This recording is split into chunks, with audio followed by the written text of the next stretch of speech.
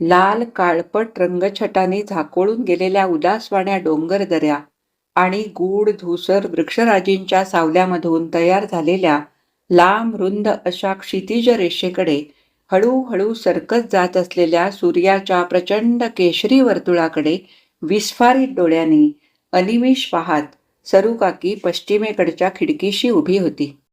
85च्या वयोमानामुळे आणि खिडकीच्या गजांवर बोटं घट्ट आवळून धरल्यामुळे तिच्या हातांवरच्या शिरा तटतटून वर आलेल्या दिसत होत्या. सरुकाकीच्या अंगावर वयाच्या मानानं फार सुरकुत्या दिसायच्या नाहीत. तिच्या अंगावर मांस असं नव्हतंच. तिची लहान खुरी बुटकीशी कुडी हाडांवर कातडी घट्ट ताणून बसवल्यासारखी दिसायची. थोडीशी चमकदार कातडी. तिच्यावरच्या सुरकुत्यांच्या पांढऱ्या रेघा फक्त दिसायच्या. क्षुद्र काळ्या बीला चिकटलेल्या कापसाच्या म्हातारीसारखी काकी हलकी फुलकी, फुंकलं तर उडून जाईल अशी, हडकुळी, तुडतुडीत, तनूमनू दिसायची. चालताना हेलपाटून ती खालीच पडते की काय असं बघणाऱ्याला वाटायचं. सरुकाकीच्या त्या किडकिडीत कुडीवरचं डोकं छोट्याशा चेहऱ्याभोवती पिवळट पांढऱ्या लोकरीचे उसवलेले बिंडे विखरून ठेवल्यासारखं दिसायचं. एकेकाळी तरुणपणी तिचे ते कुर्र कुरळे दाट केस ती खूप तेल चोपडून चापून चोपून भल्या मोठ्या आंबाड्यात बांधून ठेवत असे. पण आता त्या केसांपर्यंत हात वर मागे नेण्याची सुद्धा ताकद तिच्या दुबळ्या हातांमध्ये नव्हती. तिच्या केसांचा तो कुरळा गुंता काढायची कटकट नको म्हणून आता तिच्या सुनेनं तिचे केस मानेपर्यंत लांडे कापून ठेवलेले. त्यामुळे ते विरळ पांढरे केस सदैव वाऱ्यावर लहरत विहरत असायचे. शिवाय नऊवारीचा बोंगा सरुकाकीला नेसणं, आवरणं किंवा नेसवणंही शक्य नव्हतं. आणि नेसवणार तरी कोण? म्हणून मग तिच्या सुनेनं तिच्यासाठी गाऊन आणलेले. सरुकाकीला मनातून ते अजिबात आवडलेलं नव्हतं. पण एकदा का सकाळी मोलकरणीनं तिला आंघोळ घालून तो डगला तिला अडकवला की दुसऱ्या दिवशी सकाळीच तो तिच्या अंगातून निघत असे. केसांच्या आणि कपड्यांच्या या अवतारामुळे सरुकाकीचा लूक आणि अपिअरन्स बघणाराला उगीचच वेडीचा भासे. सदोदित पूर्ण विस्फारल्यासारख्या दिसणाऱ्या तिच्या डोळ्यांमध्ये कसला तरी विशिष्ट भाव चमकतो असं वाटायचं. दुसऱ्यांच्या घरी गेलेल्या पाहुण्यांच्या डोळ्यात असतो तसा आपुलकीचा किंवा कुणाचे तरी उपकार घेतल्याचा किंवा आपल्यावर झालेल्या उपकारांबद्दल कृतज्ञ असल्यासारखा भाव आणि वर्षानुवर्षांची आळीमिळी गुपचिडी धरलेल्या बोळक्या तोंडात आवळलेल्या तिच्या ओठांवर तान्ह्या बाळासारखं एक निरागस बावळं हसू सदैव विलसत असे. कुणाला ते लाचारीचं किंवा कोडगं हसू असल्यासारखं भासायचं. वर्षानुवर्षांपासून सरुकाकीच्या चेहऱ्यावर दुसरा कुठलाही भाव उमटलेला कुणी पाहिला नव्हता. गेल्या कित्येक वर्षात सरुकाकी कधी कुणाशी एक चकार शब्दही बोललेली नव्हती. ती दिवसातनं 10 वेळा बसल्या जागेवरून सावकाशपणे उठायची आणि फरशीला पाय घासत डुगूडुगू चालत सगळ्या घरभर फिरत राहायची. तिला तसं फिरताना पाहिलं की मध्येच कुणीतरी तिच्या दंडाला धरून तिला तिच्या खोलीत नेऊन एका जागी बसवायचं. फिरू नका उगीच भ्रमिष्ठासारख्या, पडाल कुणाचा तरी धक्का लागून, फुकटचा उपद्व्याप करून ठेवाल, असं बजावायचं. लहान मोठ्या कुणाचीही असली बोलणी निर्विकारपणे खात काकी थोडा वेळ स्वस्थ बसायची. मग पुन्हा उठून हळूहळू पाय घासत घरभर फिरू लागायची. संध्याकाळी मात्र बराच वेळ ती आपल्या खोलीच्या बाहेर पडायची नाही. त्यावेळी तिला सूर्यास्ताचे वेध लागलेले असायचे. सूर्यास्तावेळी ती या पश्चिमेच्या खिडकीशी अचूक येऊन उभी राहायची. मावळत्या सूर्याला नमस्कार करायची. बघणाऱ्याला वाटायचं या काकीला निरर्थक काहीतरी करत राहण्याची सवयच आहे. मंत्रचाळिष्टपणाचा रिकामा उद्योग, दुसरं काय? काय तिचं या सूर्याशी देणं घेणं आहे कळत नाही. ही सवय तरी तिला केव्हापासून लागली आहे कुणास ठाऊक. पण मुक्या पाखरांना जशी वेळाकाळाची आणि तहानभुकेची जाणीव अचूक होत असते तशी तिलाही सूर्यास्ताची होते हे खरं.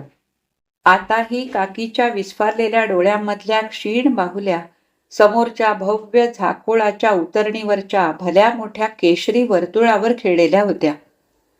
जरा वेळानं तिनं गजांवर आवळलेले हात सावकाशपणे सोडले. ते कोपरापासून जोडत डोक्यापर्यंत वर उंचावले आणि नमस्कार केला. त्याबरोबर एरवी मनगटातून अर्ध्या हातापर्यंत बाहेर येऊ इच्छिणाऱ्या तिच्या काचेच्या दोन्ही खळगळीत बांगड्या खाली घसरल्या आणि तिच्या कोपरामध्ये जाऊन बसल्या. तोल सावरत डुगडुगत ती उभी होती. तिनं 2-3दा तसाच नमस्कार केला आणि प्रत्येक वेळी मनात म्हणाली, जय सूर्यनारायणा. सूर्यगोल पुरता दिसेनासा होईपर्यंत काकीनं त्याला तसाच पुन्हा पुन्हा नमस्कार केला. हळूहळू आपलं केशरी कवित्व मागे ठेवून सूर्य क्षितिज रेषेत बुडून गेला. काकीच्या लुकलुकत्या नजरेला लाल काळा अंधार भिडून दिसेनासं झालं तेव्हा ती तिथून हलली. पोटात कलकलू लागल्याची जाणीव झाली तशी ती डुगडुगत पावलं घासत सरकत चालल्यासारखी चालत डायनिंग रूमच्या दाराशी आपसूक येऊन पोहोचली. टेबलाशी दोन्ही नातवंड नूडल्स खात बसलेली. शेजारच्या खुर्च्यांवर बसून तिची सून आणि लेक अशा दोघीजणी गप्पा मारत होत्या. आपल्या 17-18 वर्षांच्या मुलाला घेऊन लेक कालच आपल्या आईला भेटायला म्हणून आलेली. सुनेचा खूप उशीर वयात नवस सायासानं झालेला एकुलता एक लाडावलेला मुलगा आणि लेकीचा मुलगा अशी दोघं नातवंड मॅगी खाताना दिसली. डिशमधल्या मॅगीवर लाल लाल सॉस भरपूर ओतलेलं. त्या गांडुळासारख्या लोंबणाऱ्या दोऱ्या चमच्यानं वर उचलून माना वर करून मोठा आ वाजून ओठात पकडून तोंडात ओढून घेत वचा वचा खात बसलेल्या त्या मुलांकडे काकी काही वेळ पाहत राहिली. मुलांच्या आया आपल्या मुलांकडे अधूनमधून कौतुकाचे कटाक्ष टाकत होत्या. काकीच्या नजरेसमोर एकदम 75 वर्षापूर्वींचं एक दृश्य दिसू लागलं. एक कौलारू लांबट आकाराच्या स्वयंपाकघरातल्या एका कोपऱ्यात पंपाच्या स्टोवर ठेवलेल्या मोठ्या पितळी पातेल्यात साबुदाण्याची खिचडी शिजायली. लाल आलवणातल्या दोन्ही सोवळ्या काकी आणि मामी तसंच कायमची माघारी आलेली नवऱ्यानं टाकलेली आत्या अशा तिघी जणी पितळी ताटल्या मांडून खिचडी खायच्या तयारीत बसलेल्या आहेत. लांबच्या नात्यातली एक आश्रित आजी स्टोवरची खिचडी लोखंडी उलटण्यानं ढवळती आहे. खिचडी तयार झाली. पातेलं सोदण्यानं खाली उतरवून आजी ते पलीकडे स्वतःच्या मांडीजवळ ठेवती. झाकण उघडलं जातं. आपणही थोड्याच अंतरावर त्या सारवलेल्या जमिनीवर बसून आषाढभूतपणे पाहायलोत. आपल्याला खिचडी मिळती की नाही या आशंकेनं आपण अस्वस्थ आहोत. खिचडीचा खमंग दरवळ आपल्या नाकात घुसतो. ताटल्या भरल्या जातात. आत्याचं लक्ष आपल्याकडे जातं. म्हणजे त्या चौघींचं लक्ष तसं आधीपासून असतंच, पण त्या मुद्दामच दुर्लक्ष करत असतात. मग शेवटी काकी आपली दखल घेती. करारी मुद्रेनं जळजळीत तिरस्कारयुक्त कटाक्ष आपल्याकडे टाकत ती खेकसती, सरे तू कशाला बसलीयस इथं? जेवण झालंय ना तुझं? तिन्ही त्रिकाळ गिळून सुद्धा दुसऱ्यांच्या घशाखाली घास उतरू द्यायची नाही कार्टी. उपासाच्या खिचडीत हिची आशा. मामी सुद्धा लगेच आपल्यावर करवती, घरातली सगळी पोरं यावेळी शाळेत अभ्यास करतायत, पण ही कार्टी बघा, शाळा ना बिळा, दिवसभर खायचं आणि उंडारात बसायचं. यावर बाकीच्या तिघी बायका मग काय तर असं तोंड करून आपल्याकडे रागानं बघतात. आपल्या पोटात बाक बुक होत असतं. आपण गुटखा गिळतो. खिचडीचा खमंग दरवळ तोंडातल्या लाळेबरोबर पोटात जाऊन त्या बाकबुकीत मिसळत असतो. त्यामुळे पोटात कसकीच व्हायलंय. आपण बोलणी खात तिथंच फाराकत मख्ख बसून राहतो.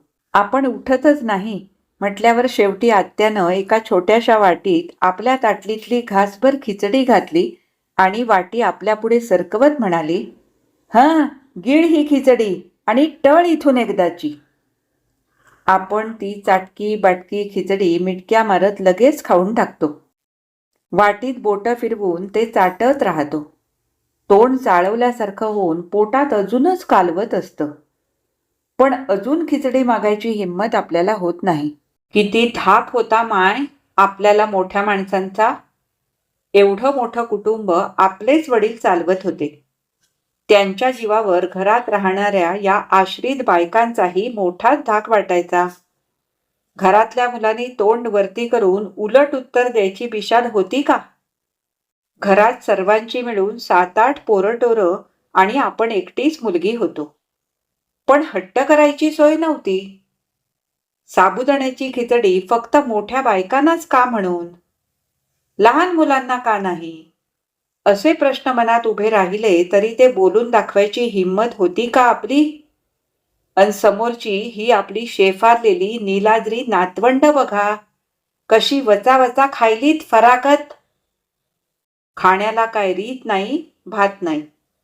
आया बघायल्यात कौतुकानी. हे विचार मनात घोळवत काकी डायनिंग रूमच्या दारात उभी होती. लेकीचं एकदम लक्ष केलं आणि तिनं उठून आपल्या आईच्या हाताला धरून आणून तिला खुर्चीवर बसवलं. काकीनं थोडा वेळ वाट पाहिली. नणंद भाऊजाईच्या गप्पा रंगात आलेल्या. काकीला जेवणाबद्दल कुणी विचारलंच नाही. तिच्या पोटातला कलकलाट वाढला. ती उठली आणि हळूहळू पाय घासत चालू लागली. घरभर फिरून पुन्हा येऊन खुर्चीवर बसली. दुसऱ्या वेळी ती उठली तेव्हा तिचा जाड्या उद्धट नातू तिच्याकडे रागानं बघू लागला. आपल्या फुगीर गालांखालची टायर सारखी अर्धगोलाकार वळकटी गळ्यावर दाबून त्यानं तिला दरडावलं. ए आजी, एका जागी गप्प बैस की. सारखं सारखं उठून उगीच इरिटेट करू नकोस. आणि त्यानं आपल्या आतेभावाकडे बघून हसत डोळे मिचकावले. त्यालाही हसू आलं. कानावर काहीच न पडल्यासारखी काकी एक फेरी मारून आली. तिसऱ्या वेळेला जेव्हा काकी खुर्चीवरून उठली तेव्हा मात्र त्या उर्मट जाड्या नातवानं तिच्या लुकड्या दंडाला धरून खसकन ओढून तिला खाली बसवलं. मोठ्या जरबेच्या सुरात तो ओरडला. ए आजी, तू आता एका जागेवर गप्प बसतीस का नाही? आता जर का तू उठलीस ना तर मी दोरी आणून खुर्चीला बांधूनच ठेवीन बघ तुला. इरिटेट करते सारखी. मग काकी बसून राहिली. तिच्या चेहऱ्यावरचं ते निरागस खुळचट हसू तसंच होतं. नणंदा भावजया गप्पा विसरून मुलांकडे बघू लागल्या. उर्मट नातू अजूनही आजीकडे रागानं बघत होता. दुसरा नातू फिदी फिदी हसू लागला होता. सूनही कुचेष्टा आणि कौतुक अशा संमिश्र भावनेनं हसू लागली. लेकीला मात्र भाच्याचा हा उद्धटपणा मुळीच आवडला नाही. तिला वाईटही वाटलं, राग आला, पण ती गप्प बसली. तिच्याहून 25 वर्षांनी मोठ्या असलेल्या भावाला खूप उशिरा प्रौढ वयात झालेल्या आणि म्हणून अति लाडावलेल्या शेफारलेल्या या मुलाला काही बोलण्याची हिंमत तिच्यात नव्हती. शिवाय आज काही बिनसून चालणार नव्हतं, कारण यावेळी ती आपल्या आईला आपल्याबरोबर नेणार नव्हती. तेच सांगायला म्हणून ती आत्ता इथे आलेली. योग्य वातावरण आणि संधी मिळाल्यावर ती हा विषय काढणार होती. मग आपल्या वहिनीकडे बघत ती एकदम म्हणाली, 7 वाजून गेले वाटतं. काकीला भूक लागली असेल ना? तिच्यासाठी दूध पोळी कुस्करू का? वहिनीनं मान डोलावली. अर्ध्या पोळीच्या त्या इवलूशा कुस्कऱ्यात काकीचं पोट भरलं. लेकीनं तिला धरून तिच्या खोलीत नेलं. झोप काकी तू आता. काकी मुटकुळं करून कुशीवर झोपली तेव्हा लेकीनं तिच्या अंगावर पातळ शाल पांघरली. दुसऱ्या दिवशी दुपारी टेबलाशी सगळी जण जेवत असताना काकी सुद्धा एका खुर्चीवर निमूट बसून सगळ्यांचं बोलणं ऐकत होती. लेक आपल्या आईला घेऊन जायला आलेली असणार या कल्पनेनं सून खुश होती. अगत्यानं नणंदेची सरबराई करत होती. हे लेकीला कळत होतं, पण ती तोंडात मिठाची गुळणी धरल्यासारखी बसली होती. शेवटी अंदाज बघून सून म्हणाली, प्रतिभा, सासूबाईंची बॅग तू भरतीयेस की मी भरू? मीच भरते. त्यांची औषधं बिवषधही बघायला पाहिजेत. लेकीनं पाण्याचं भांडं उचललं. 2-3 घोट गिळून झाल्यावर ती म्हणाली, अहो वहिनी, मी तेच सांगणार होते. माझ्याकडे अडचण आहे बाई यावेळी. अजून 6 महिने तरी मी काकीला माझ्याकडे नेऊ शकत नाही हो. लेक सून दोघांचेही चेहरे एकदम उतरले. लेक म्हणाला, का ग? अरे यंदा याची 12वी आहे ना. अर्ध वर्ष तर पार पडलं. आता फक्त 6 महिन्यांचाच प्रश्न आहे. तोपर्यंत राहू दे काकीला इथेच. मनात ठरवलेलं बोलून टाकल्यामुळे लेकीनं दीर्घ निश्वास टाकला आणि ती थोडी सैलावून बसली. तिचा भाऊ कपाळावर आठ्या चढवून म्हणाला, अरे बापरे, अगं काकी 6 महिने इथं नसणार म्हणून आम्ही टूरवर जायचं ठरवलं होतं, त्याचं काय? तू हे आधीच सांगायला पाहिजे होतंस. आता काकीचं काय करायचं हा मोठाच प्रश्न उद्भवला की नाही. सून वैतागून म्हणाली, लागला का नाट? मला वाटलंच होतं. आपण कधी काही ठरवलंय आणि त्याप्रमाणे सुरळीत झालंय, असं कसं होईल? आता काय, कॅन्सल करा तिकीट, झालं. यावर काकीचा लेक मोठ्या आवाजात म्हणाला, कॅन्सल काय करा? अगं पुन्हा केव्हा जाणार आपण टूरला? आपणही आता म्हातारे झालोत. 70 वर्ष पूर्ण होतील मला पुढच्या महिन्यात. दिवसेंदिवस होणार आहे का आपल्याच्यानी तरी? आणि आपल्या बहिणीकडे बघत तो म्हणाला, पण मला कळत नाही, तुझ्या पोराच्या परीक्षेत काकीचा अडथळा यायचं कारण काय? ती काय बोलतही नाही की त्रास पण देत नाही. बुजगावणं फिरल्यासारखी फिरते घरभर. असं म्हणून तो हसू लागला. त्याची बायकोही हसू लागली. काकीच्या लेकीला सुद्धा क्षणभर हसू आलं, तरीही तिला आईबद्दल वाईट वाटलं. आणि तिच्या मनात आलं, आता आणखी किती वर्ष टूर्स करत फिरणार आहेत काय की दादा वहिनी. आतापर्यंत सगळं जग बघून झालं असेल यांचं, ते पण काकीच्या जीवावर. इतकी वर्ष ही दोघं गेल्यावर तीच घरात असायची की खुंटासारखी घर सांभाळायला. या वर्षी जायचं काय नडलंय का? काय होतं एखाद्या वर्षी गेलं नाही तर? म्हातारे झाले तर बसा की घरी हरी हरी करत. पण लेक लगेच भानावर आली. आपला भाऊ जे बोलला त्यावर बोलायचं म्हणून ती म्हणाली, तुझं म्हणणं बरोबरच रे, पण अडचण अशी आहे की माझं घर अगदीच लहान आहे ना. काकीसाठी स्वतंत्र खोली पण देता येत नाही मला. एरवीचं ठीक आहे, पण आता घरात 12वी म्हटल्यावर. लेकाच्या चेहऱ्यावर वैताग पसरला. तो चडफडत म्हणाला, काकीचा हा एक प्रॉब्लेमच होऊन बसलाय. कसा सोडवायचा तेच कळत नाही. थोडा वेळ कुणीच काही बोललं नाही.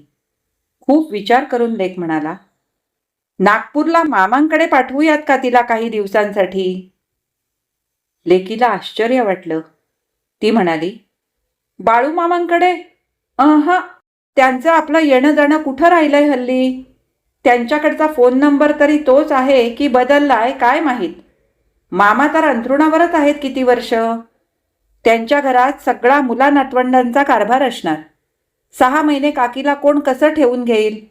आणि या वयात हैदराबाद नागपूर एवढा लांबचा प्रवास झेपणार आहे का काकीला?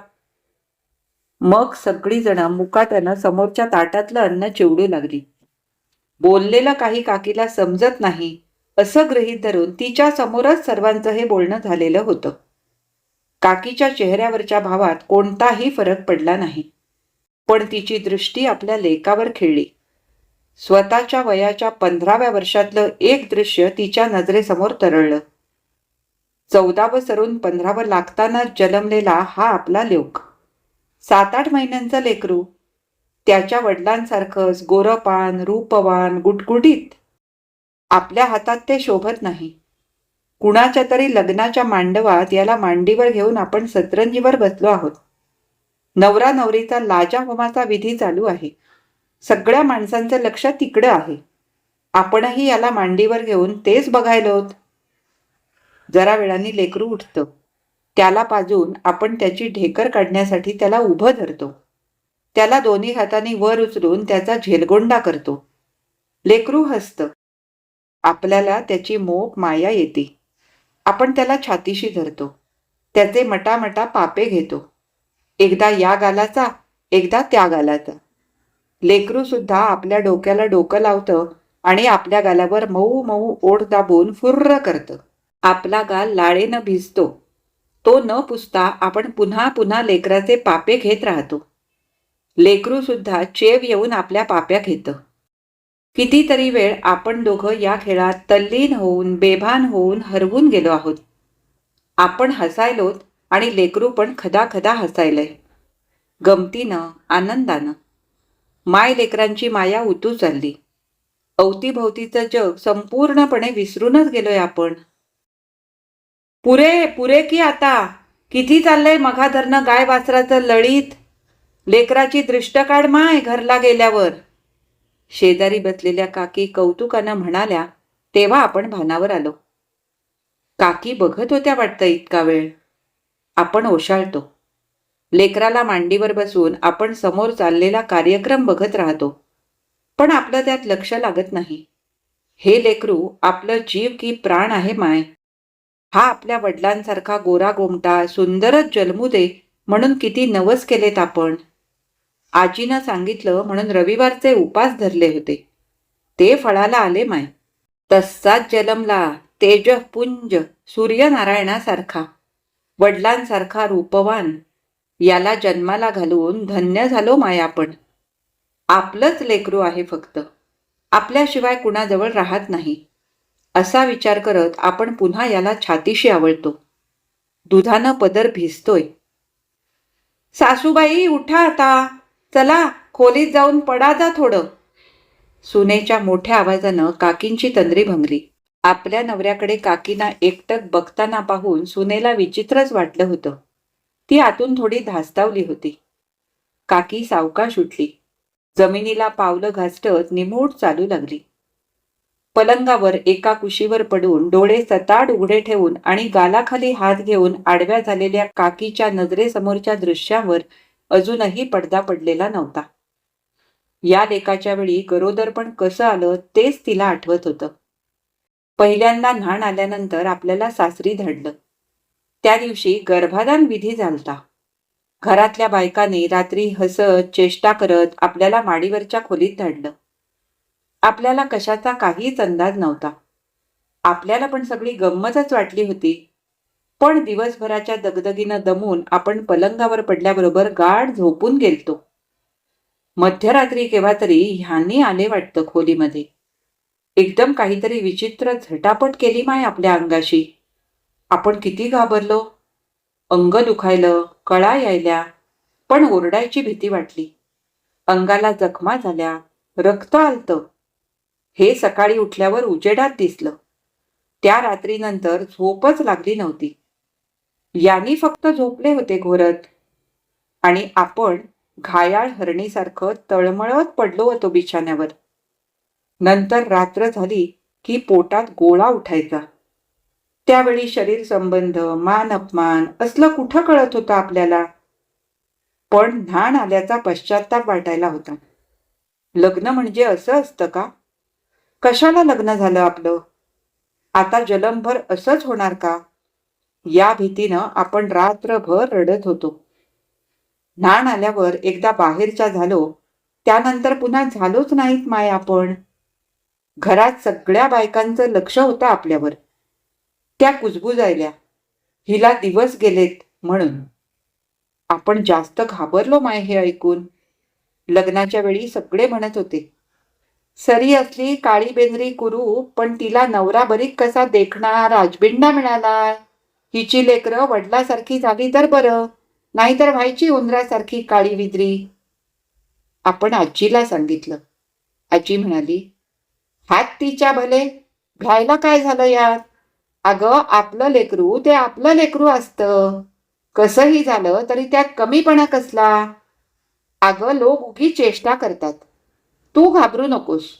असं कर, सूर्यनारायणाला नवस कर, रविवारचे उपास धर, बघ सगळं तुझ्या मनासारखं होईल.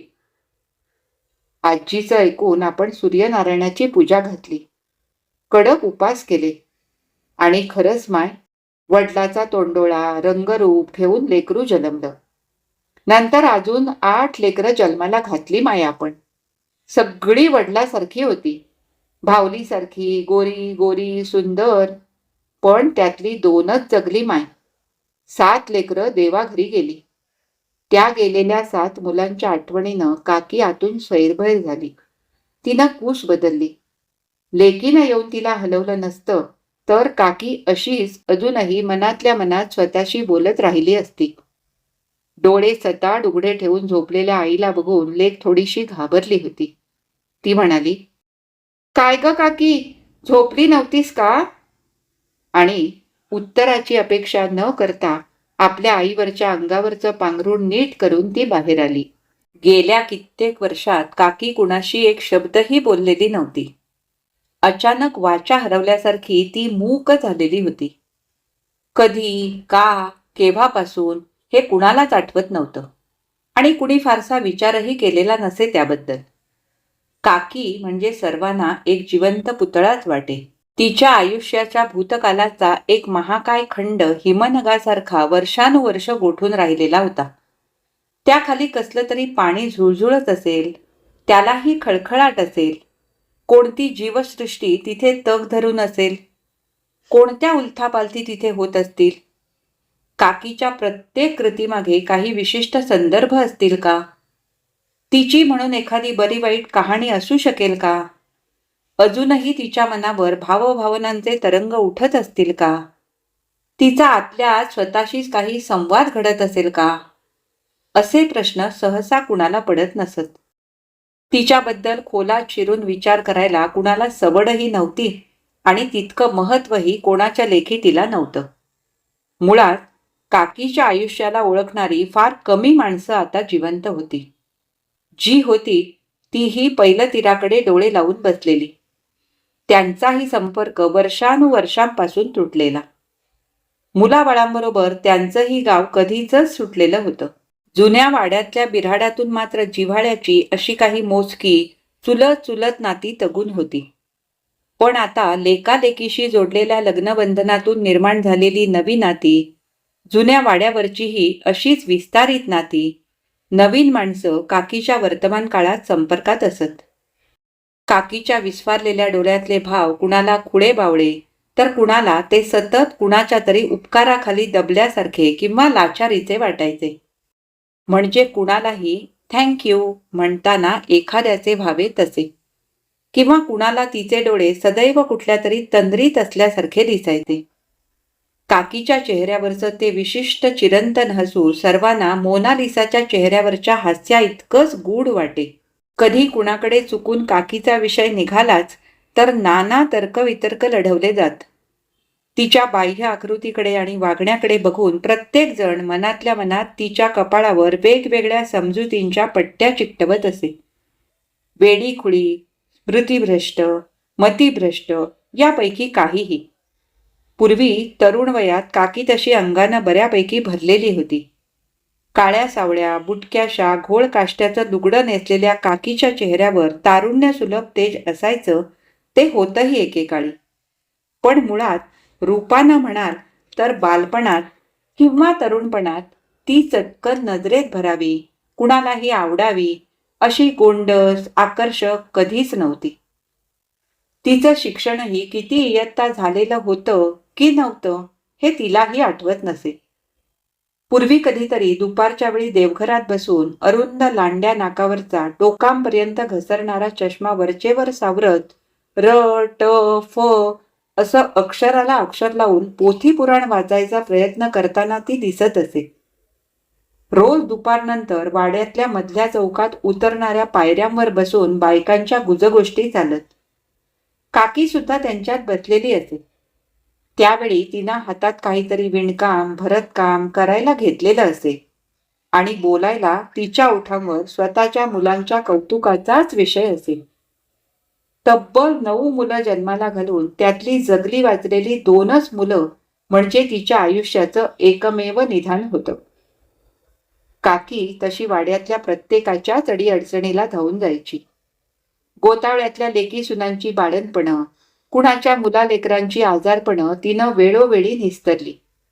पण स्वतःच्या मुलांसाठी तिनं उपसलेल्या कष्टांना अंत नव्हता. फक्त मुलांवरच एकवटलेला, केंद्रित झालेला, त्यांच्यातच गुंतलेला तिचा जीव त्यांच्यावर वेड्यासारखं प्रेम करी. आपल्या मुलांच्या प्रत्येक गोष्टीचा तिला अभिमान असे.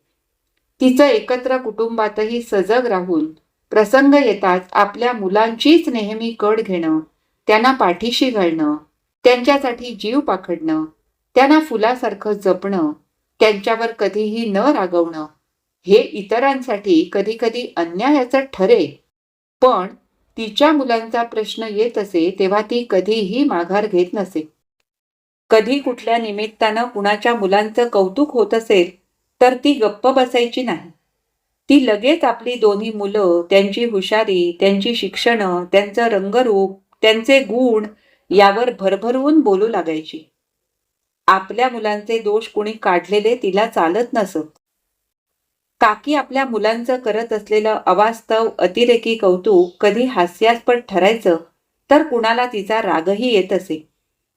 असं वागणं हा दोषच आहे स्वभावातला आणि तुला हे जड जाईल पुढे मागे, असं काकीला एकदा सांगावं असंही पुढच्या पिढीतल्या कुणाकुणाला वाटत असे. पण तेवढं सोडलं तर एकूणात काकी वाड्यातल्या गोतावळ्याची आवडती होती. आप्तांच्या मनात तिच्याविषयी कणव, सहानुभूती, प्रेम आणि कौतुक होतं. सर्वांच्या मते काकी स्वभावानं गरीब, कामसू, सोशिक आणि फार गुणाची होती. काकी कष्टाळू, हुशार होती हे खरंच होतं. भल्या थोरल्या वाड्यातल्या मोठ्या एकत्र कुटुंबातल्या कामांचे रगाडे अहोरात्र उपसण्याचा दांडगा उरक तिच्यात होता. तिचा सगळा दिवस रांधा वाढा उष्टी काढा यातच सरायचा. तिच्या हातच्या अन्नाला चव असायची. चांगला हैदराबादी पुलाव बिलाव असले पदार्थ करण्यातही तिचा हातखंडा होता. वाळवणाचे नाना प्रकार, शेवया, कुरवड्या, पापड्या, पापड, सांडगे, खारवड्या, लोणची, गुळांबे, साखर आंबे असली चवीढवीची तोंडी लावणी बनवण्यात ती वाकबगार होती. तिने केलेल्या वाळवणांनी घरातले पत्र्याचे डबे सदैव भरलेले असत. दुपारच्या वेळी सुद्धा काकी आडवी म्हणून व्हायची नाही. तिच्या अंगात बरंच इतरही हुन्नर होतं.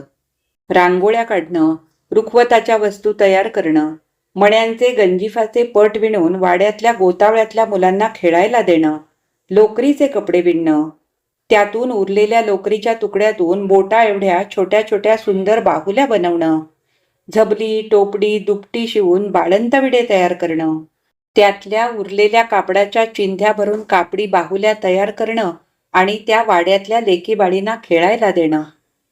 आपल्या व्यापात काकी सदैव रमलेली असे.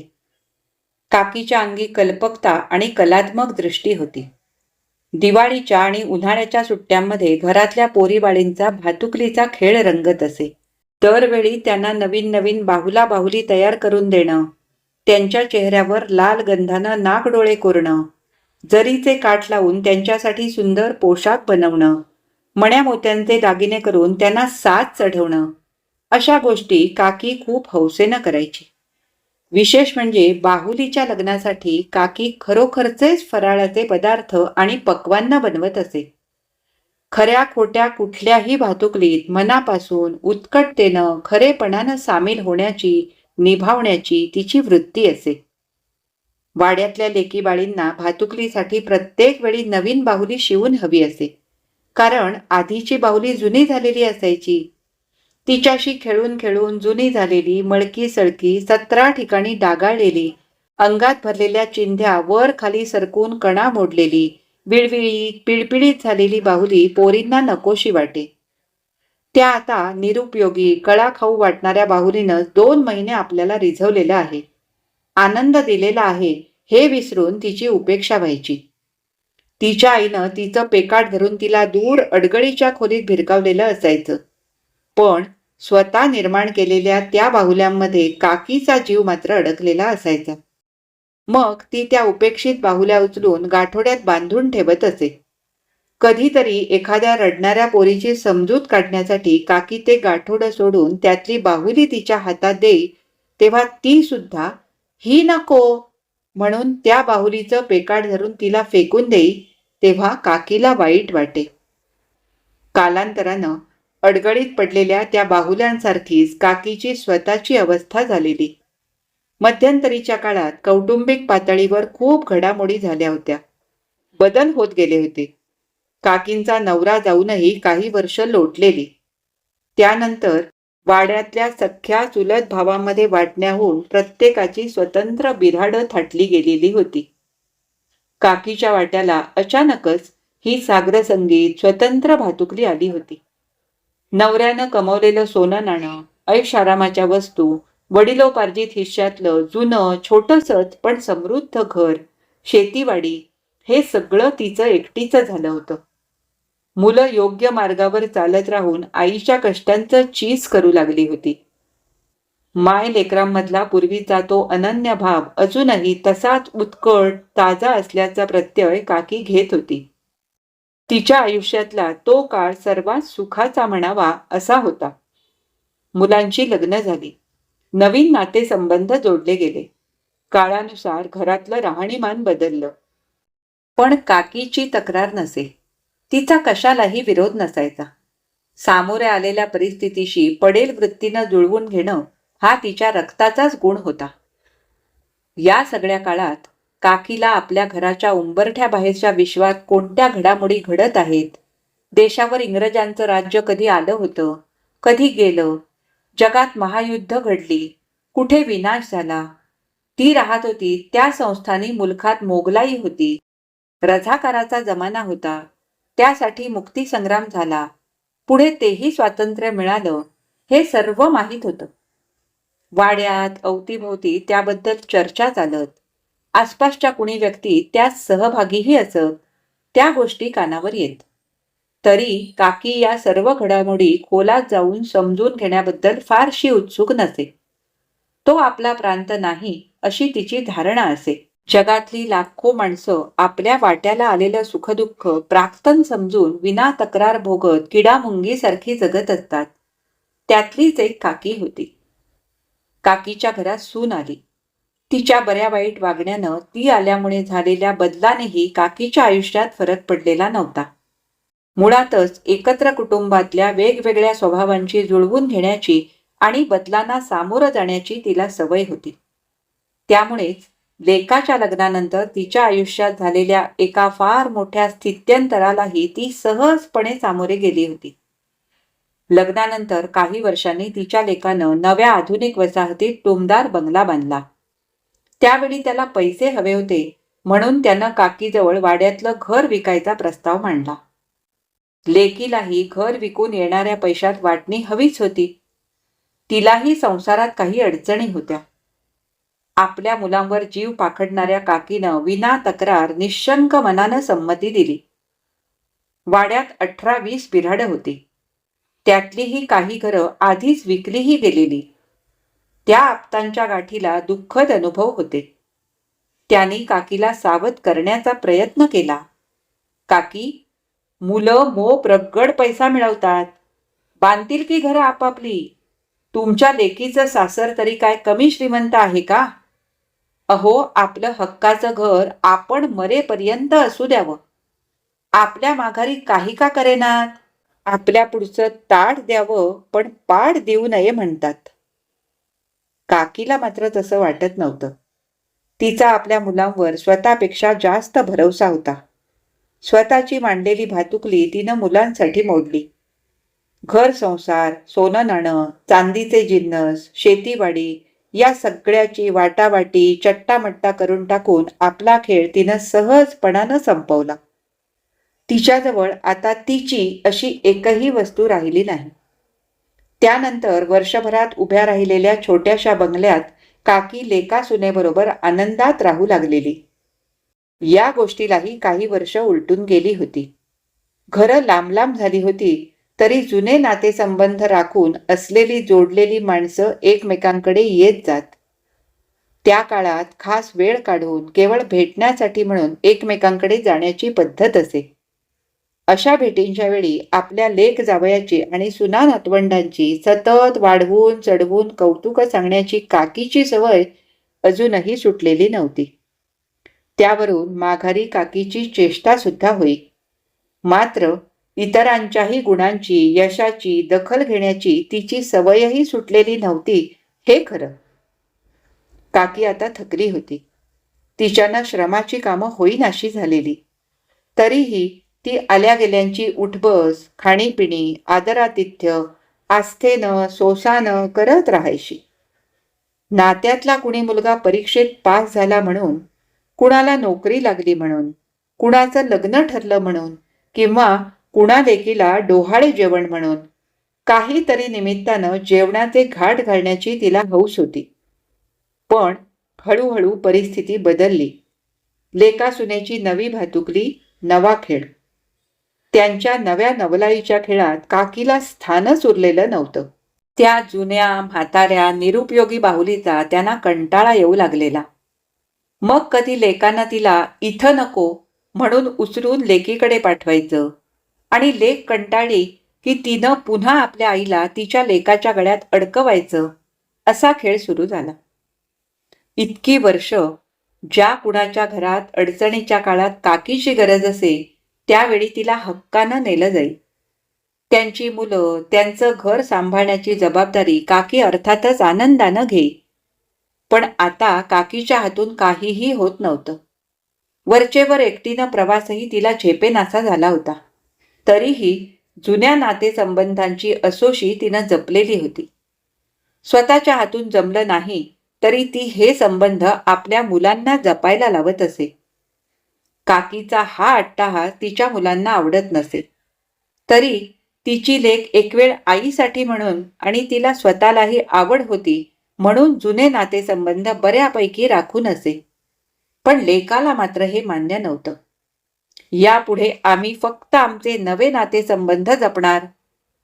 काकीच्या जुन्या नातेसंबंधांचा आमच्याशी काय संबंध, असं त्याला वाटायचं. प्रत्येक कार्यक्रमात आवर्जून हजेरी लावणारी तीच ती म्हातारी कोतारी मंडळी, त्यांच्या त्याच त्या उकरून काढलेल्या जुन्या आठवणी, गप्पा याबद्दल त्याला तिडीक येत असे. पण काकी पुढे त्याला माघार घ्यावी लागत असे. आपल्या मुलाच्या मुंजीत त्यानं वाड्यावरच्या किंवा पूर्वी एकेकाळी येणं जाणं असलेल्या लांब लांबच्या म्हाताऱ्या नातेवाईकांना बोलवायचं नाही असा फतवाच काढलेला होता आणि तो अंमलात आणलेला होता. अर्थात ही नंतरची अलीकडची गोष्ट होती. ज्या दिवशी मुलांचा एक नवा खेळ सुरू झाला त्या दिवशी काकीला पहिल्यांदा जाणीव झाली होती की मुलांच्या भातुकलीत आपल्याला अडगळीतल्या मोडक्या बाहुलीचंच स्थान आहे. त्यावेळी ती मुळापासून हादरलेली. अनपेक्षितपणेच ही वस्तुस्थिती तिच्या लक्षात आली होती. त्या दिवशी लेका सुनेचा संवाद अचानकच तिच्या कानावर पडला. काकीची लेक येणार होती. सून आपल्या नवऱ्याला म्हणत होती, प्रतिभानं इस्टेटीत वाटणी तर घेतली, त्यांना हक्क कळतो, पण कर्तव्य जबाबदारी कळते का? सासूबाईंना नुसतं भेटायला येऊन 4 दिवस राहून गोड गोड बोलून पाहुणचार झोडून वर चांगुलपणा घेऊन जाणार ही दरवेळी. ते काही नाही.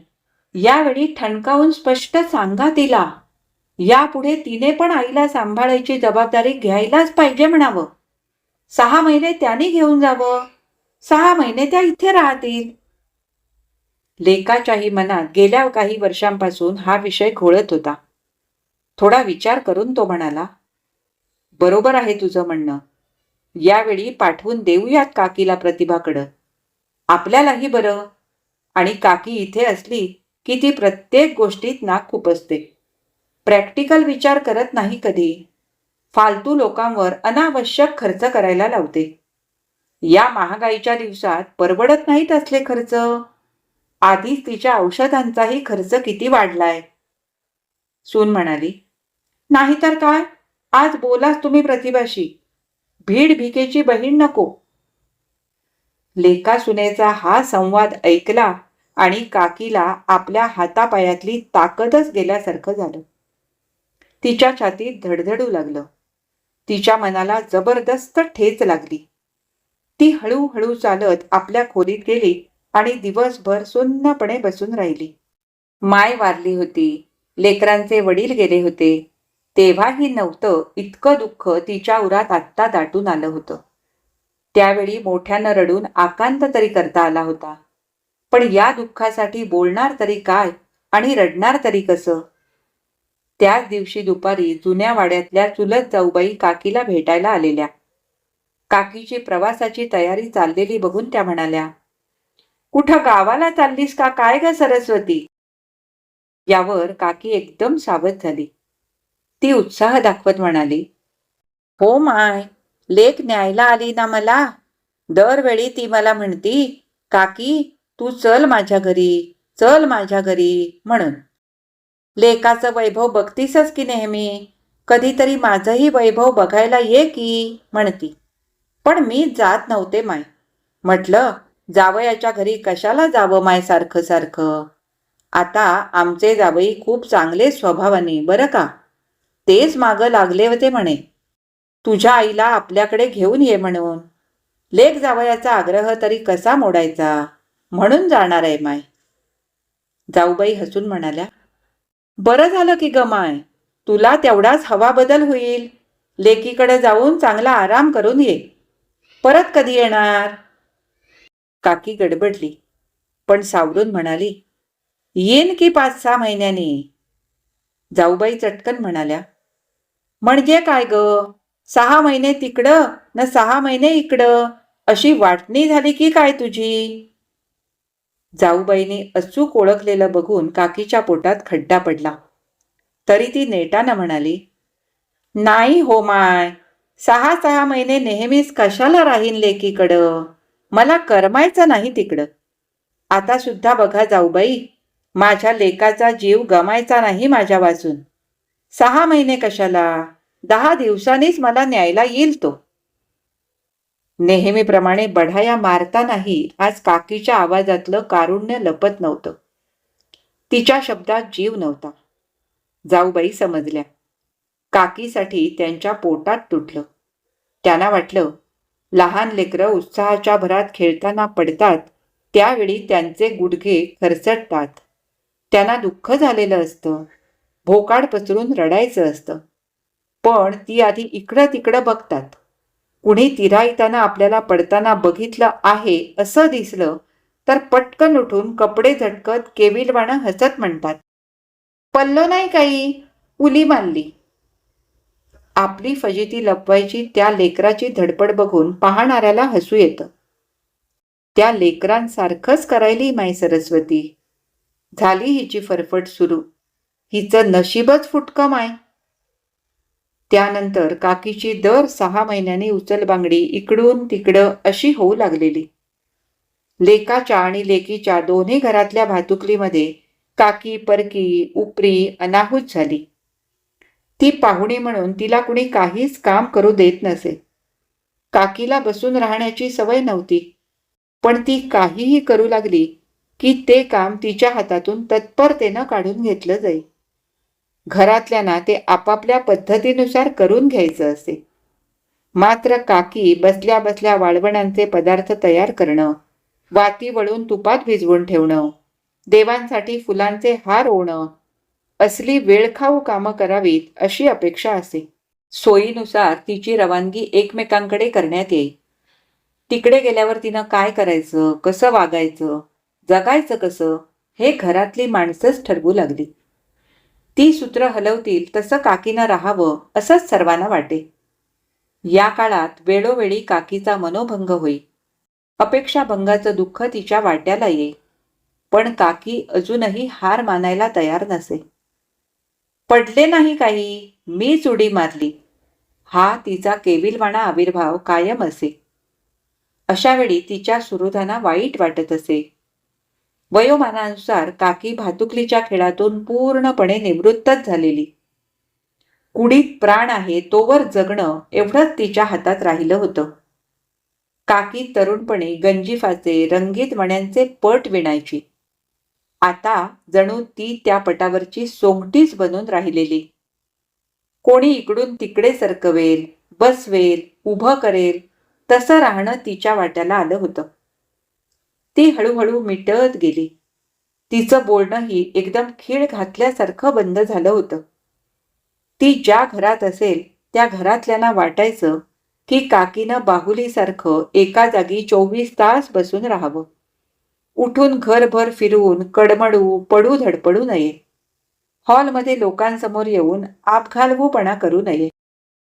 पण भोगवट्याला आलेला आयुष्याचा एवढा मोठा काळ, काकीनं वेळ तरी कसा काढावा, जिवंतपणे अनैसर्गिक निर्जीवपणे बसून तरी कसं राहावं.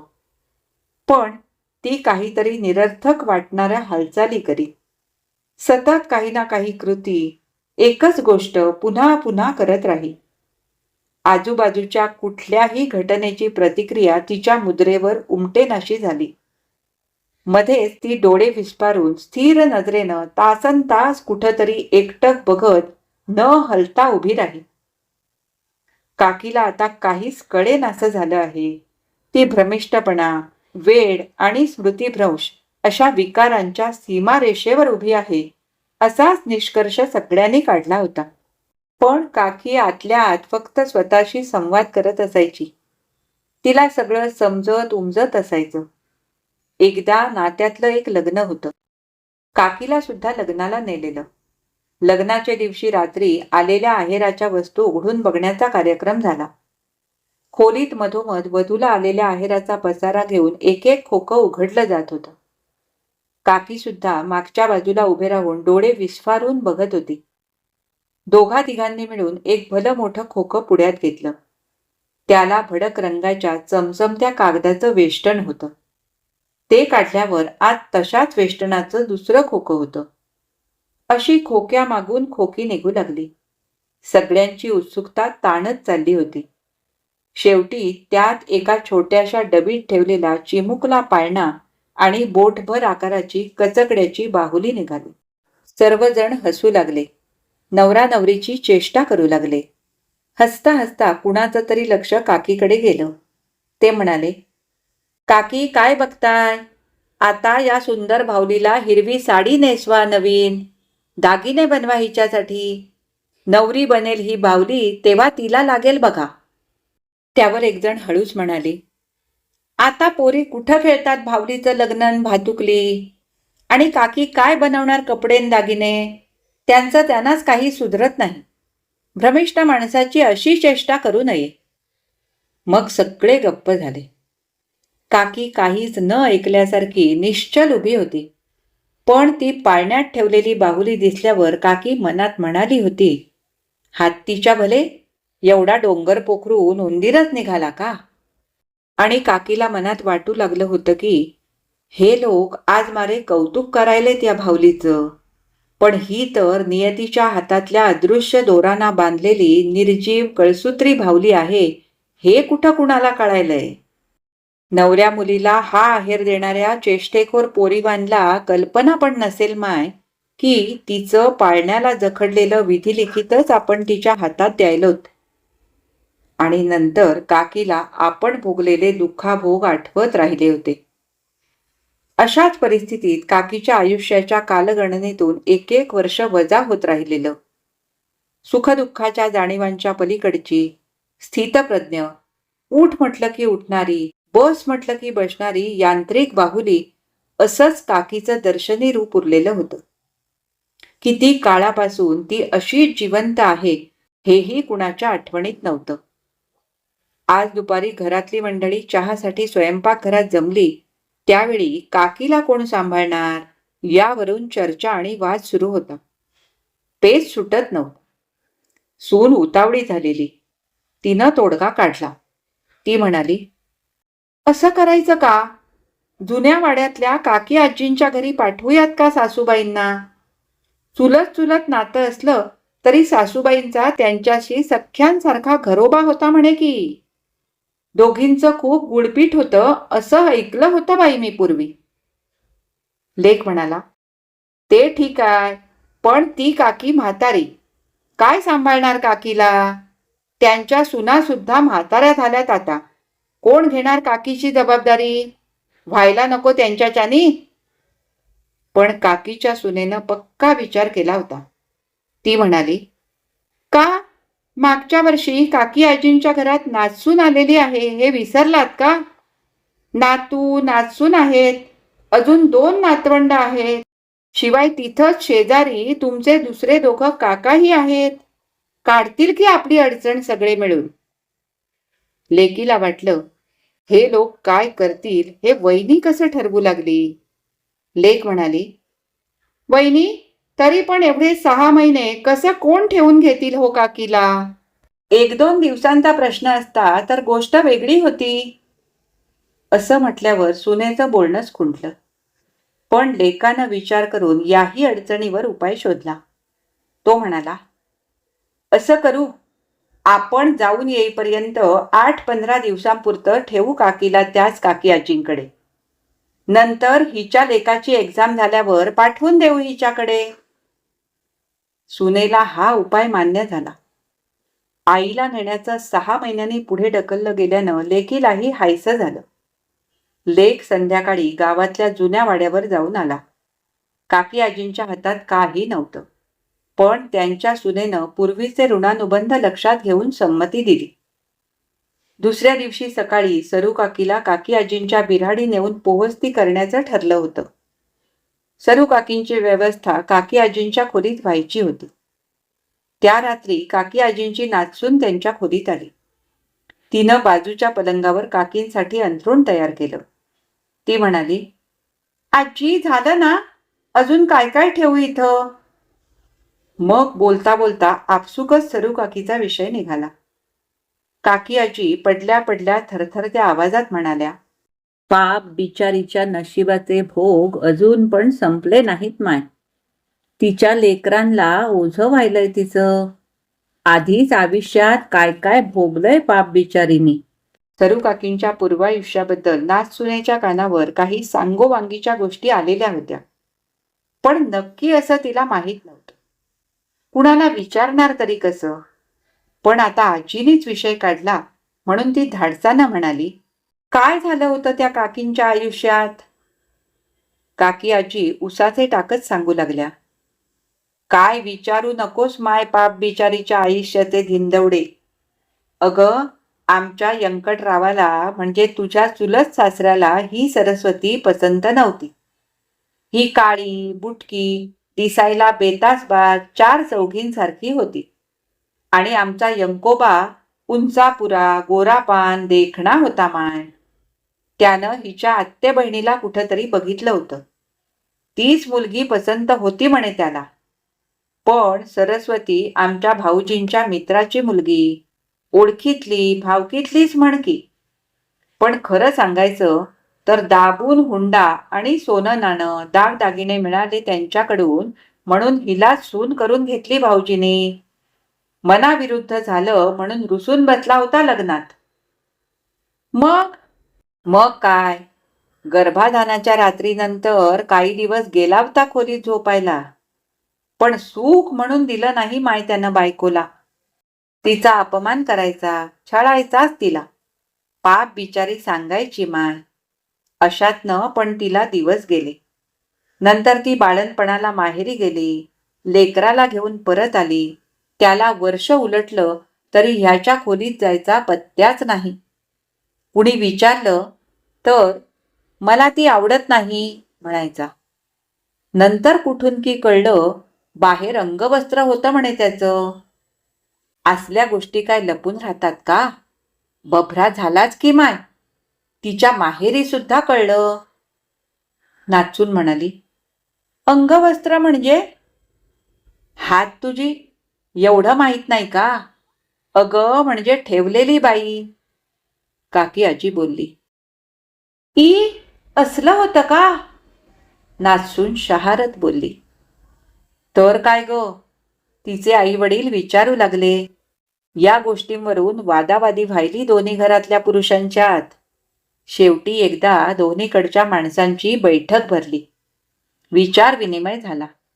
त्यात 15 दिवसातून एकदा तरी यंकोबानं सरस्वतीच्या खोलीत जाणं बंधनकारक आहे असा ठराव झाला. त्यामुळं त्याला नाविलाजानं तिच्याकडे जावं लागायलं. कसला संसार माय, जुलमाचा रामरामच की. आहेव पण असून नवऱ्याचं सुख नाहीच. तो ठराव लहान थोरांना सगळ्यांना ठाऊक होता. किती लाज किती अपमान वाटत असेल पाप बिचारीला, विचार कर. शी, काय ग बाई, कसं वाटत असेल बाई सरू काकींना. खरंच किती अपमान वाटत असेल नाही, लाजीरवाणं होत असेल. हे म्हणताना नाचुनेला मनात वाटत होतं, काकींच्या ठिकाणी आपण असतो तर डायव्होर्सच घेतला असता बाई. काकी आजी म्हणाल्या, अगं असल्याच एक विपरीत तऱ्हा होत्या माहित्या काळात पुरुषांच्या वागण्याच्या. घरोघरी बायकांच्या नशिबाला काही ना काही भोग असायचेच. पाप बिचारी सरस्वती सुद्धा गरीब आणि शोषिक म्हणून गप्प राहून सहन करत होती. यंकोबा आयुष्यभर बोलत नव्हता तिच्याशी, पण तिची काही एक तक्रार नव्हती. प्र काढत नव्हती तोंडातून. कामाच्या रगाड्यात कलाकुसरीत मन रमवायची आणि उलट उपकार वाटायचे तिला आई वडिलांचे, सासू सासऱ्यांचे आणि यंकोबाचे पण. त्याने तो ठराव करून नवऱ्याला संसार करायला लावला आपल्याशी. आणि नवरा न का बोलना, पण त्यानं मोठ्या माणसांचं ऐकलं, आपल्याला टाकून दिलं नाही. त्यामुळं आपल्याला नवऱ्यानं टाकलेली म्हणून कायमचं माघारी येऊन बसावं लागलं नाही. त्याच्यामुळेच आपण गोऱ्या गोमट्या सुंदर अशा 9 लेकरांना जन्म दिला होता. हे उपकार फार मोठे वाटायचे सरस्वतीला. 2च लेकरं जगली तिची. त्यांच्यासाठी आयुष्यभर झिजली पाप बिचारी. पण आता बघ, होतं नव्हतं ते सगळंच पोरांना देऊन बसली आणि निर्वासिताची अवस्था आली तिला. पोरांना आहे का काही कदर? सरूकाकीच्या विपरीत दुःखाची ती कहाणी ऐकत असताना नाचसुनेच्या अंगावर शहारे येत होते. तिच्याही डोळ्यात पाणी तरळत होतं. त्याच वेळी तिच्या तरुण मनात त्या न पाहिलेल्या चुलत आजे सासऱ्यांबद्दल एक चीड, राग उफाळून येत होता. खूप वेळ ती स्तब्ध बसून राहिली, मग उठून झोपायला निघून गेली. सरूकाकीला काकी आजींकडे पाठवण्याची तयारी तर रात्रीच झालेली होती. पण तशी वेळच आली नाही. काकीनं स्वतःच पेचप्रसंग सोडवला होता. आपल्या मुलांना तिनं संकटातून मुक्त केलं होतं. त्या दिवशी सकाळी लेक आपल्या आईच्या खोलीत गेली तेव्हा काकी रोजच्यासारखी उठलेली नव्हती. लेकीनं हात लावून पाहिलं तर काकी तापानं फणफणलेली, बारीक कणत होती. लेक काळजीत पडली. या अनपेक्षित प्रसंगानं सगळेच अस्वस्थ झाले. धावपळ सुरू झाली. औषधोपचार झाले. 4 दिवस काकी झोपून होती, ती काही नंतर उठली नाही. झोपेतच तिच्या आयुष्याच्या भोगवट्याला मूठ माती मिळाली. खरं तर पिकलं पान एक ना एक दिवस गळून पडायचंच या निसर्ग नियमानुसार काकी गेली. पण लेकीच्या जीवाला चटका लागला. काही क्षणांसाठी का होईना तिला अपराधी वाटत होतं. लेक मात्र स्थिर होता. काकी गेल्याच्या 4थ्या दिवशी घरातल्या माणसांबरोबर काकी आजींची नाचसून सुद्धा काकींच्या लेकाच्या बंगल्यावर गेली होती. तिनं पाहिलं, हॉलमधल्या कोपऱ्यात पिठाच्या वर्तुळावर ठेवलेल्या पणतीतली ज्योत शांतपणे तेवत होती. त्याभोवती विटांच्या चवडीवर टोपलं झाकलेलं दिसत होतं. त्यावरूनच फक्त या घरात कुणाचा तरी मृत्यू झाला आहे एवढं कळत होतं. बाकी घरातली सगळी मंडळी नेहमीसारखीच वावरत होती. प्रसन्न वातावरण होतं. जमलेले पै पाहुणे इकडून तिकडे फिरत होते. बाहेरची ओळखी पाळखीतली माणसं येऊन जात होती. स्वयंपाकघरातून खमंग फोडण्यांचे दरवळ बाहेरपर्यंत येत होते. हॉलमधल्या सोफ्यावर मोठमोठ्या आवाजात वेगवेगळ्या विषयांवरच्या गप्पा निघत होत्या, रंगत होत्या. काकीचा विषय कुणीच काढत नव्हतं. थोड्या वेळानं नात्यातले म्हणून काकी आजींच्या कुटुंबाला आत बोलावलं गेलं. फराळाची ताटं त्यांच्या पुढ्यात ठेवली गेली. एकेका पदार्थाला नावाजत ते खाण्याचा आग्रह होऊ लागला. काकींचे लेक, सून, लेक, जावई, नातवंड सगळी चवीनं खाण्यापिण्यात आणि हास्य विनोदात सामील होती. हे सगळं काकी आजींच्या कुटुंबियांना विचित्र वाटू लागलं होतं. घास घशात अडकत होते. नाचसून मनात म्हणत होती, कायतरी बाई ही माणसं, हे मरण घर आहे की लग्न घर? विचित्रच वाटतं आहे सगळं. नाचसून असा विचार करत असतानाच बोलता बोलता नंतर काकींचा लेक म्हणू लागला, नवी सून आज पहिल्यांदाच आली ना आमच्या घरी? ते काही नाही, आज जेवायलाच थांबायला पाहिजे तुम्ही सगळ्यांनी. बरं का काका? दादा? आता मात्र काकी आजींची सून तटकन म्हणाली, नको बाई, भलतंच काय? झालं हेच पुष्कळ झालं. चला आम्ही निघतोच आता. जाण्यापूर्वी एकदा तरी काकींच्या मृत्यूबद्दल काही सांत्वनपर बोलायला पाहिजे म्हणून काकी आजींचा लेक मनात शब्दांची जुळवाजुळव करू लागला. झालं ते वाईट झालं, पण काकींचंही वय झालं होतं. त्या सुटल्या, त्यांचं सोनं झालं, वगैरे म्हणायची रीत असते, म्हणून त्यानं आपल्या चुलत भावाचे हात हातात घेतले आणि तो बोलणार एवढ्यात सरू काकीचा लेकच मोठ्यानं म्हणाला, काकी गेली, आम्ही सुटलो बघ दादा. आम्ही सुटलो. अरे आम्हीच आता म्हातारे झालोत की. अजून किती दिवस? म्हातारपणी तरी आम्हाला सुटका नको? काकी 15च वर्षांनी मोठी होती माझ्यापेक्षा. सांग ना, का करायचं आम्ही आईच्या मरणाचं दुःख? तो कपाळावर आठ्या चढवून तक्रारीच्या सुरात पण जाब विचारल्यासारखं विचारत होता आणि नाच सुनेसकळ सगळी माणसं सुन्न, अवाक, निरुत्तर होऊन अवघडून त्याच्याकडे पाहू लागली होती. ही कथा इथेच संपली. आज मी वाचलेली अंजली दिवेकर यांची सांज पर्व ही कथा तुम्हाला कशी वाटली हे मला कमेंट करून अवश्य कळवा. आवडली असेल तर लाईक करा, जास्तीत जास्त शेअर करा आणि जर तुम्ही माझ्या चॅनलवर नवीन असाल तर चॅनलला सबस्क्राईब करून सोबतचं बेल आयकॉन दाबायला अजिबात विसरू नका. आणि हो, हाईप करायला सुद्धा विसरू नका. आता आपण पुन्हा भेटू अशाच एखाद्या छानशा कथा वाचनासाठी. तोपर्यंत मी तुमचा निरोप घेते. धन्यवाद.